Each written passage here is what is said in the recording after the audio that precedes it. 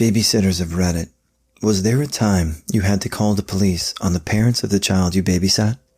If so, what happened? One of the scariest moments of my life. I was in my early 20s and was a regular nanny for a family with 2 kids who sometimes had play dates with other kids, and on occasion I would pick up a shift or 2 for those families if I had free time.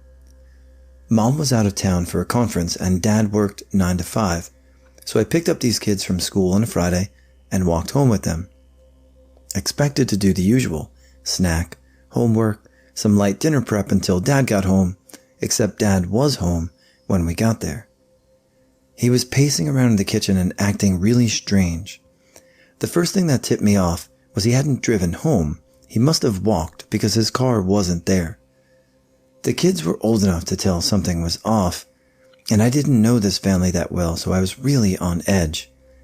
I asked the kids to stay in the living room by the entryway and slowly approached the dad. This is in the US and he was from the UK. He told me that he was feeling a bit queer and asked if I could take him to the hospital, all the while pacing around the kitchen nonstop. I told him I don't have a car, but that I could call an ambulance, and he said no ambulance, no cops. That was when I started to make a conscious effort to make sure I was in between him and the way into the living room.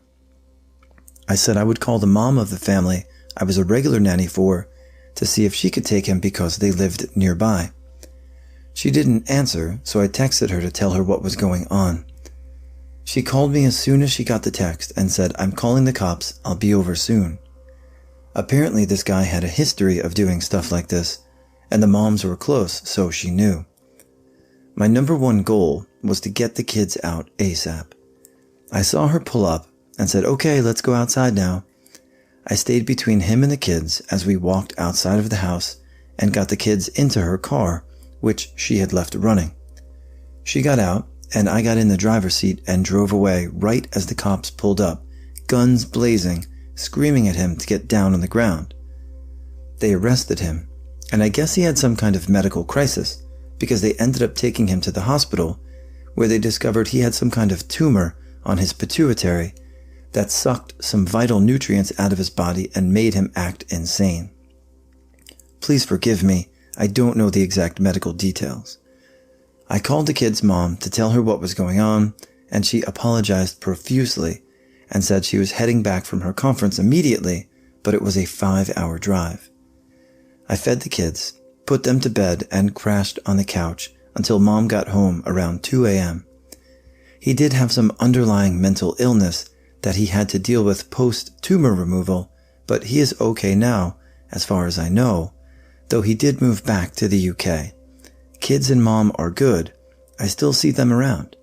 Really earned my pay that day. There was a little boy that I babysat for as a teenager every Friday of every other week, as no one could handle him. His grandma once showed up at a restaurant and gave him back to his parents when she watched him. He was always pretty good for me, mainly because I would let him marathon Bob the Builder. Anyway, one night I'm making him macaroni and cheese as he's playing in the living room. His parents had been gone a couple of hours, and it had just gotten dark out. I had put the water on the stovetop, and Andy was narrating his game for me from the living room when suddenly a door in the kitchen opened and a man I had never seen before walked out of the basement and into the kitchen. He was dirty, scraggly hair, and freaky skinny. I immediately screamed and threw the not yet hot water at him. He started screaming and yelled that he was Andy's uncle and he lived in the basement. He stormed back into the basement, and I called the boy's parents, who told me that the man was in fact the dad's brother, who had just been released from prison and was living in the basement. They hadn't felt comfortable leaving him alone with their 3-year-old, as he had been convicted of violent crimes, so they thought it would be better if I, a skinny 15-year-old girl, was there as an intermediary. I called my dad, who came and spent the next 5 hours with me until they got home. I'm not sure the conversation they had while I was waiting in the car, but I didn't babysit for them again for a long time. Not the cops, but an ambulance. My husband's cousin had just moved in an apartment down the road from me. She has 2 kids, both daycare age. One morning, she called me and asked if I could watch little baby boy. She then proceeded to tell me the older one would be going to daycare, but baby had a bit of a cold and daycare wouldn't allow him there. I said sure. 10 minutes later, she showed up with him. He was sleeping at the time. She told me he had just eaten and would sleep for a bit. I was fine with that. She left immediately after, no meds and no directions. I had a 1.5-year-old, so I had supplies. I felt his head and he was hot. I took his temp and it was high, way higher than it should be, so I called her work, before cell phones. And I got her on the phone, proceeded to tell her this baby is sick, very sick. He needs to go to the emergency room. She refused. I called our grandmother and told her what was going on and called her dad. The whole time this baby hasn't moved and I am starting to panic. My uncle told me to call the hospital and call an ambulance. Uncle called mom and finally got her to acknowledge how sick he was. He was in intensive care for almost a month and almost died. Because of the lack of oxygen, he has learning disabilities and pretty much will never be on his own. His mother blamed vaccines. Because of the situation, then had to do a wellness check with CPS on my home. I will never forgive her for what she did to that baby and how he could have died in my care. I would watch my aunt's friends' kids from time to time. I was surprised the first day I met them because they were relatively old, 12 and 15, considering the fact that I was just 18. The cool thing about the low age difference was that we had a lot in common, and I really liked being around them. After a few times babysitting them, the older brother comes crying to me, saying that he needs to talk, his shirt covered in blood. Apparently, he's been self-harming for a long time, and this time he cut too deep. I start panicking and immediately call my friend, who recently became a nurse. I listened, and I started shaking and feeling sick as I was hearing the horrific story of how his mother would molest him and how his dad had been physically abusing him as a punishment for seducing his wife. We then went to my friend's apartment where we called the police right away and she took care of his arms. Thank God, nothing too bad. The mom later tried to sue me for kidnapping her kids, but a few months later, she and her husband were sent to prison. I don't know where they are now. I just know that the 2 kids are safe, live with relatives, and sometimes come over at my apartment to play video games and do homework. I called family services, if that counts. I started babysitting for a newly single mother. She had just moved into an apartment with her 3 kids, so things were understandably, at the time anyway, a total mess. Bare mattresses on the floor, clothes in piles, no food in the cupboards. The only furniture was a couch and her bed. At first I was sympathetic. I only watched her kids for her to work as a server in the evenings, and she expressed how hard she was trying to get her life together, but nothing changed at all as the weeks went by. Then she started coming in way later than when I knew the restaurant was closed, visibly messed up on drugs and alcohol. The last time I watched her daughters, she stumbled in the wee hours of the morning vomiting, completely out of her head, /showing off a fresh tattoo, while earlier that same evening I had genuinely struggled to find enough food to satisfy all 3 kids. I was so sad and overwhelmed. She was paying me so well, but I realized even at 17 years old, that was called hush money. I couldn't hush. I ran into the kids in a grocery a few years later with their dad and grandma, where they told me they had been living since they last saw me. They gave me hugs and looked so happy and healthy. No one but my mom ever knew about my involvement. Edit. Whoa, my first ever awards. That's so neat. Thanks, Reddit friends. Honestly thrilled. I remember struggling with the decision for a couple of days, but I've never once since doubted I did the right thing. I've often wondered about them over the past decade. Unfortunately, their mother continued her reckless spiral and has been in and out of rehab and jail for petty theft since, so hopefully her babies were spared a few years of trauma. I didn't exactly call the police myself, but I was once babysitting for a single mom who had a 3/4-year-old. She was at a strange stage of life, but was essentially house sharing a council estate type house with a single dad. They weren't involved together, just housemates. He had 2 kids as well, 6 and 8 approximately. This guy was around while I babysat because I guess they had an agreement that they didn't look after each other's kids. He was nice and offered me food, although I'm pretty sure he was a bit of an alcoholic. At around 10 p.m., the mom of the 2 kids turned up off her head drunk or high and just starts to scream and shout at the dad. She's ranting and raving about something or other and hitting him, acting like an actual maniac. She was completely crazy. I just grabbed the 2 kids that I wasn't babysitting and took them into the room with the girl I am babysitting to shelter. The mom keeps at it for a while until the dad eventually manages to shut her in a room and calls the police. They came and dealt with it. I gave a statement and that was that. It was really sad because the 2 little kids acted as if it was no big deal and they were used to it. I was pretty horrified. I didn't go back. My mom used to babysit when I was younger. She watched these 2 boys that lived across the street from us, and it was obvious from the start that the younger was the favored brother, and the older one had some developmental setbacks and was not treated as nicely. I was 8 at the time, and these boys were 4 and 5. One morning they were dropped off, and Mom noticed that the older one was pretty bruised up. I mean, they were rough and tumble kids, and always had a bruise or 2, but this was noticeably more than the norm. She asked him what happened, and he started to say, "My dad got mad," and his little brother stepped in front of him and said, "No, you fell down the stairs, remember?"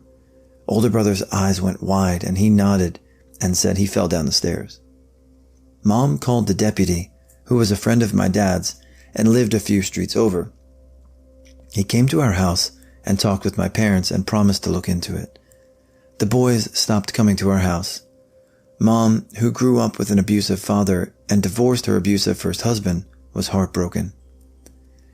My parents' house is next to a small carryout, and sometimes in the evenings, they would send me over there to get pops and chips for a snack. A few nights after she'd talked with the sheriff was one of those times. I walked out of our house, and the father of the boys was sitting on his front stoop. Understand that this was out of the ordinary for him. They had a huge deck in the back of their house, with a much better view than he was getting looking at our small town's main street.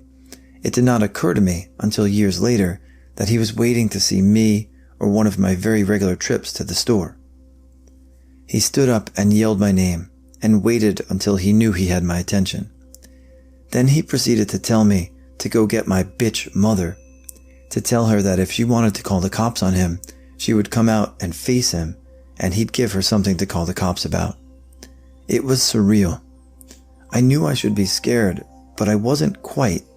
Just confused and honestly a little annoyed. Like, how dare he call my mom that, and he was delaying me getting chips and a pop. Like I said, I was 8. I went back in my house and told my parents. Dad stood up faster than I'd ever seen him move. Now my dad is not a small man. He's 6'2" tall, and at the time was about 280 pounds, of the kind of muscle a man earns honestly by working in a steel fabrication shop and blacksmithing in his spare time. This was also something that didn't occur to me at that age. To me, it was handy that he was tall and strong so I could climb all over him and he could lift me up high to see cool stuff. Mom said his name in that particular way that wives do, and even though I was only 8, I knew there were paragraphs being said with that one syllable. Dad closed his eyes and took a deep breath and called the sheriff, who came back to our house and took another statement. By this time, I had begun to understand how serious and scary all this was, and was only slightly calmed a little later when Dad went next door and got me a pop and some chips. I don't know exactly what the sheriff told the neighbor, but I heard that it was less related to laws and legal consequences and more about how large and angry my gun-owning dad might be about his wife and daughter getting threatened, and how as the only officer in a 5-mile radius, the deputy himself might not always have the ability to respond to calls as quickly as he'd like. The family lived there for some years after that, and when they were old enough to cross the street by themselves, the boys would come over and play once in a while, until we were all 3 old enough to know that the opposite gender was gross and full of cooties and not to be trusted. But their dad never dared to even look our direction once from that night until the day they moved to another town. I didn't call the police, but this event was pretty freaky, and fortunately everyone vulnerable got out of the situation before police were needed. During my senior year of high school, my English teacher rented out his basement to a single mother and her autistic son, and he recommended me as a babysitter. It went well for a few weeks until my English teacher suddenly got weird. During one occasion, I was doing homework when a mouse ran across my foot and screamed. He rushed down into the basement to check on me, but then decided that was the time to thoroughly check every crevice of the apartment. I thought he was just checking for mice or whatever. Cut to next week. Suddenly, he was privy of stuff said that no one had told him. The mom came home one night and told me quietly she wanted to show me something and reveal she had found a bug, like a microphone, in her stuff. I was pretty shaken up. We put her son in his car seat and I drove her to the bank, and she broke down crying in my car about he was spying on her. I assured her I was 100% on her side because he had started up some inappropriate behavior with me as well, fixing me nice dinners while he was helping me with my college essay, trying to ply me with wine, telling me his problems with his ex-wife and daughter. Then the next week, she had emailed him about something regarding a minor disagreement, and he forwarded it to me and a few of his friends. Remember, I'm 18 years old in this story, with some snarky commentary. I showed her the email immediately to inform her that her email communications weren't private. He tried to bitch me out that I had betrayed his trust or whatever, but one of the email recipients and one of my teachers agreed with my actions and supported informing the mom of what he had done. At that point, the mom and her son moved out to live with her mother until she could find something more permanent, and I no longer went to my English teacher's house for tutoring on my essay. It was my last semester at least, so I didn't have to deal with him much longer. I don't know what his end goal was, but I'm just glad I was there for that mom and witnessed the spying so he couldn't gaslight her in her vulnerable state.